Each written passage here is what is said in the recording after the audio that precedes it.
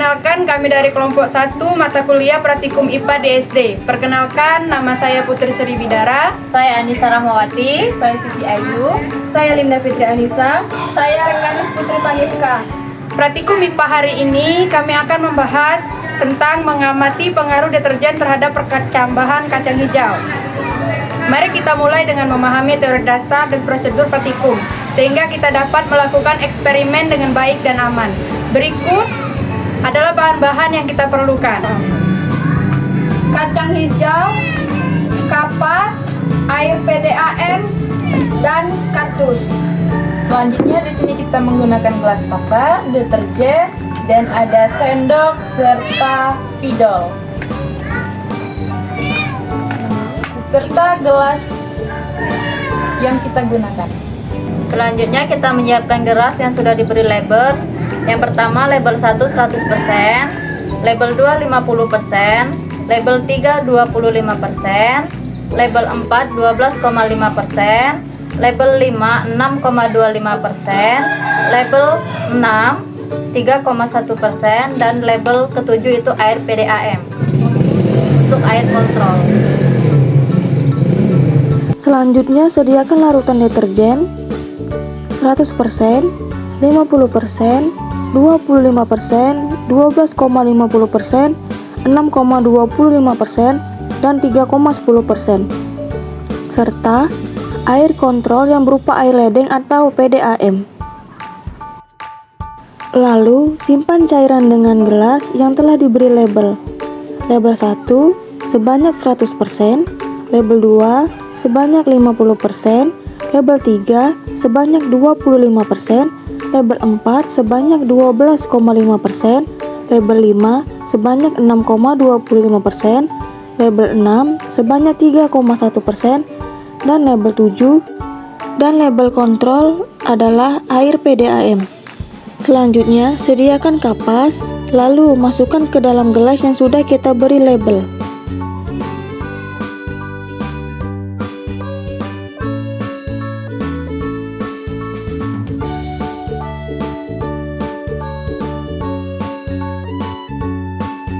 Masukkan kacang hijau ke dalam air pada gelas. Buanglah kacang yang mengapung, sementara kacang hijau yang tenggelam yang digunakan dalam percobaan ini sebagai kacang hijau terpilih. Dari kacang hijau yang terpilih, ambil masing-masing 10 butir lalu rendam dalam larutan. Aturlah kacang hijau dalam gelas dengan label yang sesuai. Atur yang baik agar hilum mengarah ke bawah. Lalu, isilah gelas kimia yang telah diisi kacang hijau tersebut dengan larutan yang berlabel sama, kira-kira 100 ml.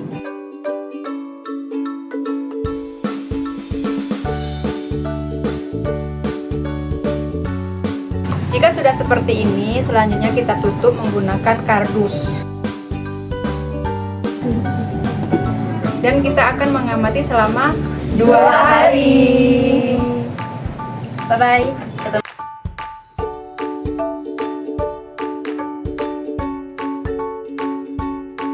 Berikut adalah hasil pengamatan pada hari pertama.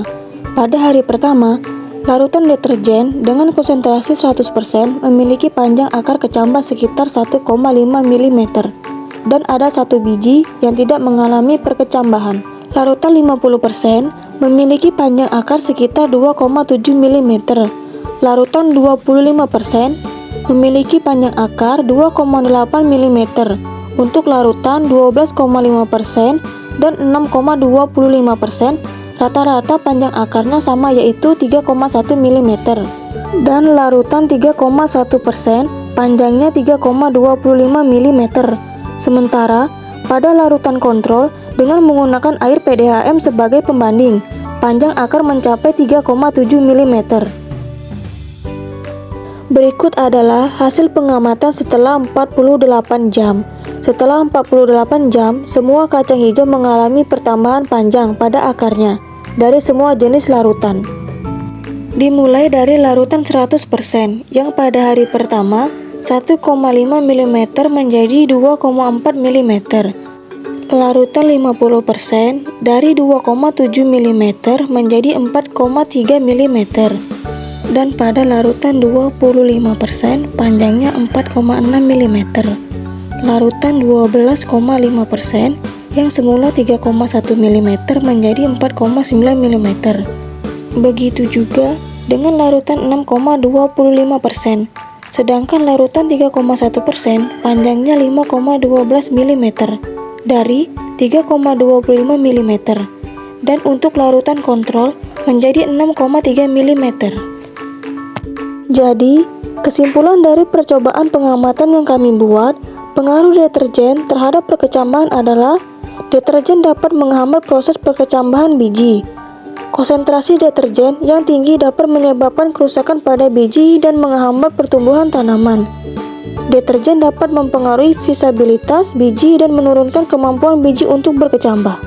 Hasil percobaan menunjukkan bahwa deterjen memiliki dampak negatif pada perkecambahan biji, sehingga perlu diwaspadai dalam penggunaan deterjen di lingkungan sekitar tanaman. Selanjutnya kami akan menjelaskan tentang ekosistem darat. Teman-teman, adakah yang tahu apakah ekosistem darat itu? Ekosistem darat adalah komunitas makhluk hidup seperti tumbuhan, hewan, dan mikroorganisme yang berinteraksi satu sama lain dan dengan lingkungan fisiknya di daratan. Komponen ekosistem darat terdiri dari dua jenis utama, yaitu komponen biotik hidup dan komponen abiotik tidak hidup. Komponen biotik hidup mencakup semua makhluk hidup dalam ekosistem, contohnya hewan, tumbuhan, dan jamur. Sementara komponen abiotik tidak hidup adalah unsur fisik kimia yang mendukung kehidupan dalam ekosistem darat, contohnya air, udara, dan cahaya matahari. Berikut ini adalah contoh biotik hidup di mana hewan dan tumbuhan mereka memerlukan makanan dari tumbuhan dan hewan kecil lainnya. Sehingga hewan dan tumbuhan berinteraksi dalam berbagai cara dalam ekosistem. Herbivora memakan tumbuhan, membantu mengendalikan populasi tumbuhan. Beberapa hewan membantu penyerbukan tumbuhan, sementara tumbuhan menyediakan habitat dan sumber makanan bagi hewan. Kemudian adalah contoh komponen abiotik. Komponen abiotik adalah unsur-unsur tak hidup yang mempengaruhi ekosistem, di mana komponen abiotik adalah semua faktor fisik dan kimia yang tidak hidup dalam suatu ekosistem, tetapi memengaruhi kelangsungan hidup organisme di dalamnya, yang berfungsi sebagai sumber daya dan kondisi lingkungan yang diperlukan oleh organisme untuk tumbuh, berkembang, dan bereproduksi. Berikut adalah hasil pengamatan ekosistem darat. Adapun ekosistem buatan, di mana ekosistem yang sengaja dibuat dan dikelola oleh manusia, yang didefinisikan sebagai suatu sistem ekologi yang dibentuk dan dikendalikan oleh manusia untuk tujuan tertentu. Salah satu tujuannya adalah memenuhi kebutuhan manusia, misalnya pertanian dan perikanan. Berikut adalah contoh rantai makanan hewan dan tumbuhan. Kemudian contoh jaring-jaring makanan hewan dan tumbuhan. Lalu yang terakhir adalah contoh bagan piramida ekologi pada ekosistem darat. Baiklah, mungkin itu saja yang dapat kami jelaskan tentang ekosistem darat. Sekarang kita tahu betapa pentingnya ekosistem darat, mulai dari mengurangi penggunaan plastik, menanam pohon, hingga mendukung produk-produk ramah lingkungan. Setiap tindakan kecil kita berkontribusi pada pelestarian alam. Mari jadikan gaya hidup berkelanjutan sebagai bagian dari kesehatan kita. Semoga video ini memberikan wawasan baru tentang betapa pentingnya ekosistem darat bagi kehidupan kita. Mari bersama-sama kita tingkatkan kesadaran dan ambil bagian dalam menjaga keseimbangan alam. Kontribusi sekecil apapun sangat berarti untuk masa depan bumi kita. Terima kasih sudah menyaksikan video ini. Dan kami akhiri, wassalamualaikum warahmatullahi wabarakatuh.